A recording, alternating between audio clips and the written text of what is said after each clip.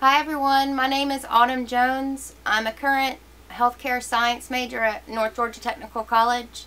Last semester in fall of 2011, I took American Literature with Miss Allison Smith. She and Becky Ferguson have asked that I go over with you some of the specifics of the book, the project, how to construct it, tell you how I got some of my ideas about it. Hopefully this will help you with your books.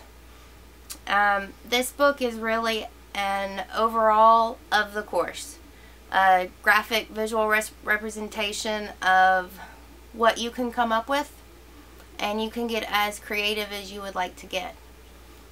I'll start with the cover.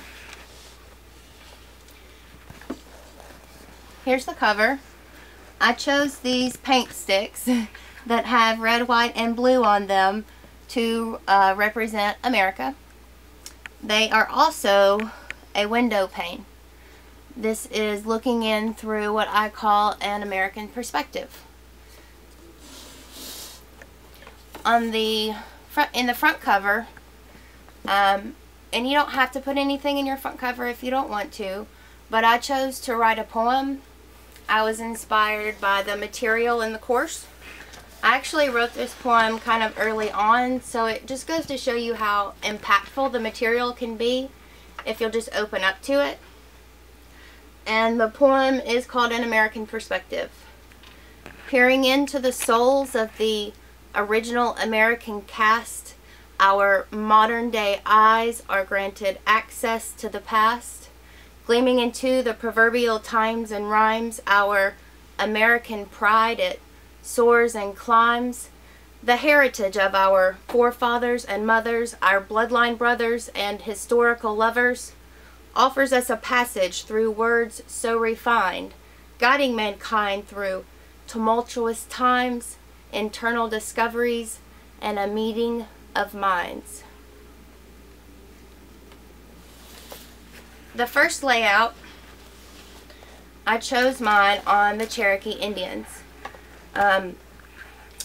Obviously the fur is representative of their daily living, of their hunting, of their clothing. I chose the colors because they kind of scream to me Native American.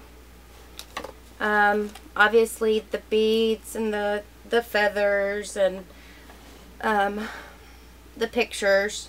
This says Trail of Tears. I made these out of some little pieces that I got from Walmart, so you can get some of this stuff pretty cheap if you don't have it laying around, and just glued it down. The Trail of Tears was an unfortunate, very horrible thing that happened to the Cherokee people, where they were relocated and thousands of them ended up dying. There are some little pockets and areas of things glued down. The Cherokee leaders. There's a picture of Sequoyah in here, who constructed the first alphabet for the Cherokee. There's a little thing in here, I can't think of what it's called right now, that says, you can't see it? That says, listen, because before that time, they were really silent. The only thing that they could express was verbally. So it wasn't carried on except through the verbal. Here's a Chinese fortune that I got from a cookie.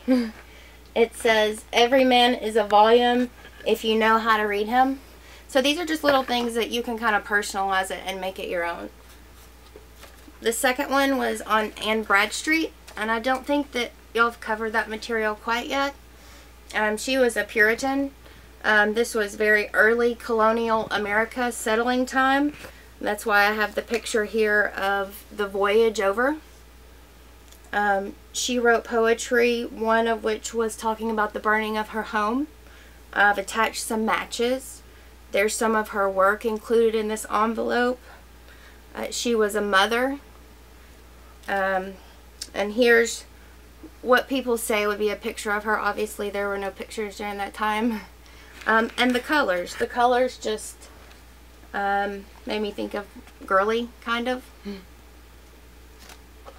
The third layout, and I'm probably going to stop with this one. I just wanted to give you all an idea of what you're going to be doing. This was on Benjamin Franklin. This was my 1700s layout. It was also the Enlightenment period, the Age of Reason and Progress. This is when people started using science and schools were really big. Benjamin Franklin helped charter Penn State. So I have a copy of that here. A copy of what the school originally was supposed to look like. And then there's some other general information about the Enlightenment period underneath it. Here are some of his quotes. Benjamin Franklin was an extraordinary man. He was involved in a lot of different areas of life.